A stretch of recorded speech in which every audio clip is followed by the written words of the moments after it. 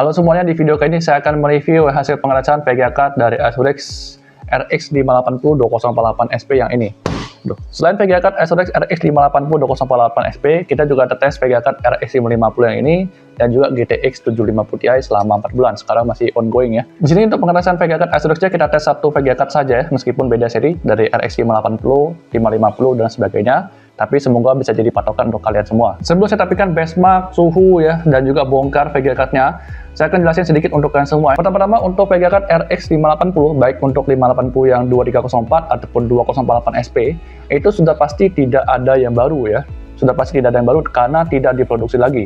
Jadi pilihan ada dua, antara second atau refurbish. Nah, kalau untuk ASRock ini refurbish. Jadi semua VGA card apapun yang sudah discontinue atau tidak diproduksi lagi, itu apalagi misalkan sudah lebih dari 5 tahun ya, nah, sudah kemungkinan besar tidak ada lagi yang baru. Kalau nggak second, refurbish pilihannya. Karena masih banyak juga dari kalian yang masih bertanya-tanya apakah ini baru atau enggak. Nah, kalau VGA card yang baru itu minimal harganya sekitar di 2,5 juta ke atas atau 3 juta kalau nggak salah ya. Itu minimal kayak Intel Arc A380. Gitu. Kalau misalkan budgetnya sekitar 2 juta ke bawah, nah itu pilihannya ada dua biasanya. Cuma dua pilihan ya, refurbish atau second. Gitu. Jadi tidak ada pilihan yang baru. Ya, jadi sebenarnya pilihan VGA card seperti itu balik ke dompet kalian masing-masing ya. Jadi pilihan itu ada baru, itu yang paling rekomend ya, refurbish, baru second. Nanti saya akan jelasin detailnya. Selain VGA card refurbish dari ASRock ya, ada juga VGA card lainnya seperti dari brand Furion, Phenom RX, terus juga dari Midas Force, RX7 dan sebagainya. Semua itu sama, refurbish. Nah, bedanya biasanya dari garansinya. Contohnya Furion. Furion itu garansi selama 3 tahun dari AGS. Kalau ASRock garansi selama 1 tahun dan tidak ada distributor. Langsung dari ASRock-nya untuk live garansinya. Untuk masalah garansi, saya tidak bisa merekomendasikan. Karena kalau untuk garansi itu bisa berubah-berubah. Bahkan misalkan tahun ini bagus, mungkin ya tahun depan mungkin berbeda. Atau mungkin beberapa tahun lagi itu berbeda. Makanya kalau untuk masalah garansi, saya tidak bisa merekomendasikan sama sekali untuk kalian. Kalau saya pribadi, antara brand-brand refurbish tadi, saya lebih suka pilih ASRock karena dia desainnya berbeda sama brand-brand lainnya. Contohnya kayak RX 550, GTX 750 Ti, itu dia berbeda. Dual fan, desain juga bagus ya. Harga juga lebih terjangkau. Tapi kalau kayak misalkan suka garansi yang lebih lama dan juga percaya sama garansi dari distributor tersebut, silahkan pilih aja dari brand lain. Nah, berikutnya kenapa saya lebih merekomendasikan VGA card yang refurbish seperti ini dibandingkan VGA card second. Karena kita tidak tahu VGA card second itu VGA card yang bekas user atau mungkin bekas hasil perbaikan dari teknisi gitu atau tukang servis. Kita kesampingkan selainnya hoki ya, hoki bekas user yang masih bagus. Bekas user juga kita nggak tahu itu VGA card-nya gimana kondisinya. Apakah VGA card-nya itu bekas overclocking ya? Karena kan kebanyakan user kan suka overclock ya. Nah, tapi saya perlu tekankan di sini kalau tidak semua teknisi itu jelek ya atau tidak rekomend. Karena ada juga teknisi yang bagus ya, jujur ya, rekomend. Intinya dia perbaiki dengan komponen-komponen yang bagus kualitasnya. Jadi tahan lama atau seperti baru. Jadi intinya tidak semua teknisi itu atau hasil perbaikan teknisi itu jelek. Nah, tetapi dari sekian banyak kemungkinan chance-nya itu lebih kecil kayak dapat yang hoki. Pasti berbeda sama refurbish ya. Kalau refurbish kan diperbaiki sama perusahaan pabrik ya. Jadi pabrik itu dia beli chip ya, chip GPU-nya. Kenapa beli chip GPU? Karena chip GPU itu salah satu part yang jarang bermasalah. Gitu ya. Kalau bermasalah udah tidak bisa diperbaiki lagi. Biasanya yang diperbaiki itu PCB, VRM, MOSFET, choke, ya kapasitor dan sebagainya. Dan kita tahu hampir kemungkinan besar perbaikan dari perusahaan yang menggunakan mesin dan sebagainya lebih canggih, itu lebih bagus kemungkinan besarnya dibandingkan bekas perbaikan teknisi. Kalau dapat second-nya masih bagus dan hoki, masih rekomend ya. Contohnya saya juga menggunakan VGA second RX 6000 7XT. Kalau VGA second, saya biasanya merekomendasikan kalian langsung datang ke tempat orangnya. Jadi kalau misalnya bermasalah, datangin aja rumahnya. Jadi meskipun brandnya itu besar, intinya kalau second ada kemungkinan itu hasil bekas perbaikan teknisi atau bekas rusak dan lain sebagainya. Jadi sama-sama gacha. Kalau bekas painting bagaimana? Bekas painting saya bisa bilang belum tentu lebih jelek dibandingkan bekas user. Oke, mohon maaf lama, kita akan lanjut ke pembahasan dan benchmark VGA card-nya. Nah, VGA card RX 580 ini sudah saya tes selama kurang lebih 1 tahun ya. Dari tanggal 20 November 2024 sampai 20 Mei 2025. Dan ada jeda sebentar karena saya tes VGA card RX 550 dan GTX 750 selama 4 bulan. Terus saya lanjut lagi untuk RX 580 ini dari tanggal 23 Januari 2026 sampai 30 Juni 2026. Kurang lebih saya nyalain 7 jam per hari dan juga kurang lebih sekitar 1 jam sampai 3 jam itu full load. Dan dari bulan Maret 2026 itu saya mulai agak jarang full load ya. Untuk RX 580 2048 SP, saya ada tes 2 VGA card dari ASRock sama dari Asus ROG Strix. Dan ASRock ini suhunya itu lebih adem jauh dibandingkan Asus ROG Strix. Nanti saya akan tampilkan di layar. Untuk wattnya juga lebih hemat ya, lebih hemat aja sekitar 10 watt kurang lebih. Nah, tetapi untuk RX 580 dari ASRock ini, dia performanya lebih rendah ya, lebih kecil sekitar 5% kurang lebih dibandingkan Asus ROG Strix RX 580. Nah, berikutnya saya akan tampilkan untuk spesifikasi GPU-nya menggunakan GPU Z dan juga untuk benchmark-benchmark-nya ya, sekaligus sama bongkarnya. Ini untuk heatsink dan thermal pad-nya seperti ini. Ada yang sobek karena kita baru buka. Nah, dan seperti ini tampilan chipset, MOSFET, VRM, choke ya untuk VGA card RX 580 208 SP dari ASRock seperti ini. Dan ini untuk bagian belakangnya. Nah, kalian bisa lihat sendiri, bisa di pause. Nanti saya akan fotoin ya biar lebih jelas. Untuk VRAM-nya sendiri semuanya menggunakan Samsung ya. Ini juga sama, VRAM-nya juga menggunakan Samsung. Nanti kalian bisa pause aja lihat cek kodenya. Ya, seperti ini ya, kita sudah tes selama 1 tahun ya. Dan untuk ini kapasitornya ya, kapasitor choke. Nah, bisa lihat sendiri, ini untuk MOSFET-nya. Ya, MOSFET VRM. Di sini saya tidak melihat adanya keanehan. Nah, ya, choke. Oke, kapasitor. Nah, saya deketin lagi untuk bagian belakang, chipset terakhir ya. Nah, ini bagian belakangnya. Oke, saya tidak melihat adanya keanehan.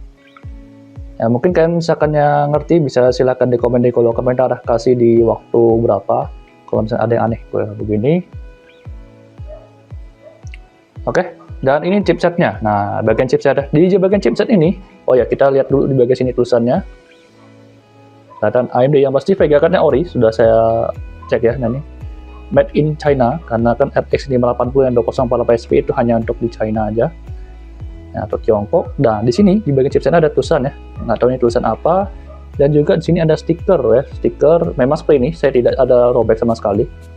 Yang berbahasa Mandarin. Nah, saya bisa pause. Kayak stiker berbahasa Mandarin ya. Nah, ini untuk bagian chipsetnya. Bagian chipset juga tidak ada yang aneh ya, saya merasa. Nah, ini rapi pemasangannya. Karena ada stiker tadi, kemungkinan bisa jadi ini chipsetnya dibeli terus dipasang ya ke board yang baru, VRM, choke ya, VRAM semuanya baru. Koridor. Nah, nih, karena kan refurbish ya. Oke, kurang lebih begini. Saya tidak merasakan ada yang aneh ya. Nah, nih tandanya tidak ada tanda-tanda seperti kayak lem atau mungkin di bekas flux ya dan lain-lain. Tidak merasakan ada yang aneh. Ya, mungkin sebagai saya sebagai orang awam ya. Nah, ini sebagai VRM ya. Namanya, silakan di pause aja. Kalau untuk backplate-nya seperti ini. Nah, ini backplate-nya.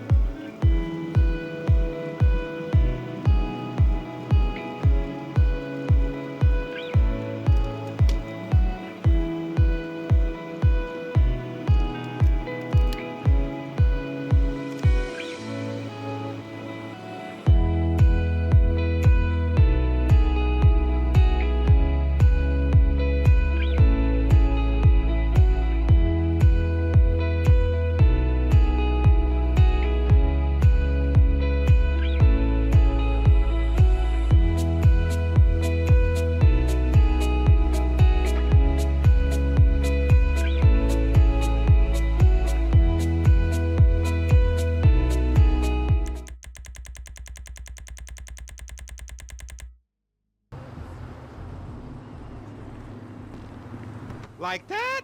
Bobby big dick on a nigga, huh? Shit, for real, homie. Damn, this motherfucker got robo-roof and everything, nigga. He should have paid the Nizzo.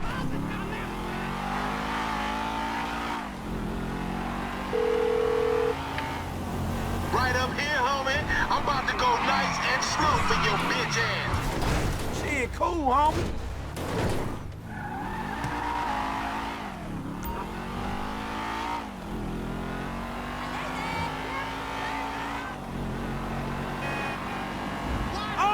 shit. This meant to be your shit. Hey, screw you too, homie. Alright, dog.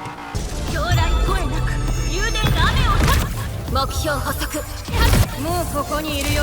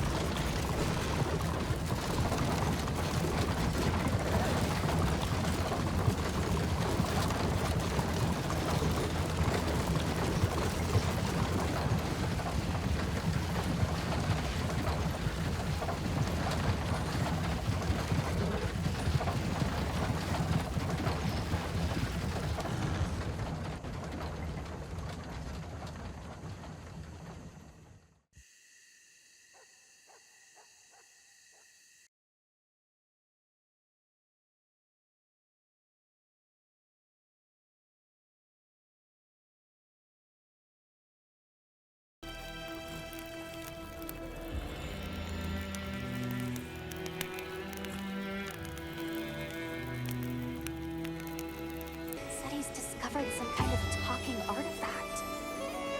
What do you think it is? I can't even begin to imagine.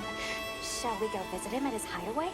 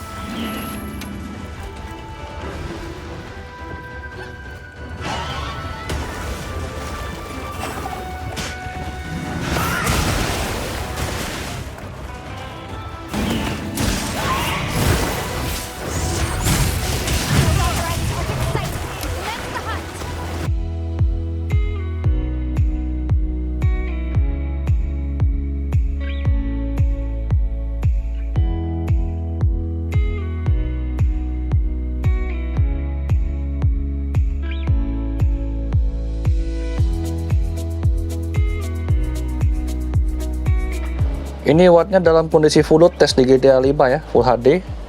Nah, di sini kita menggunakan video capture RX 580 Di sini harusnya saya sudah tidak tes lagi ya, cuma karena saya lupa tes wattnya, jadi saya tes lagi. Dan kurang lebih begitu untuk benchmark ya, saya juga sudah tes Furmark dan sebagainya. Oh ya, untuk driver di sini saya menggunakan driver official dari AMD yang terbaru. Sekarang menggunakan driver 2652. Berikutnya kita akan bahas masalah kendala yang saya pernah alami menggunakan VGA card ini. Yang pertama, untuk khusus RX 580 ya, ini saya nggak tahu antara kendala atau enggak ya.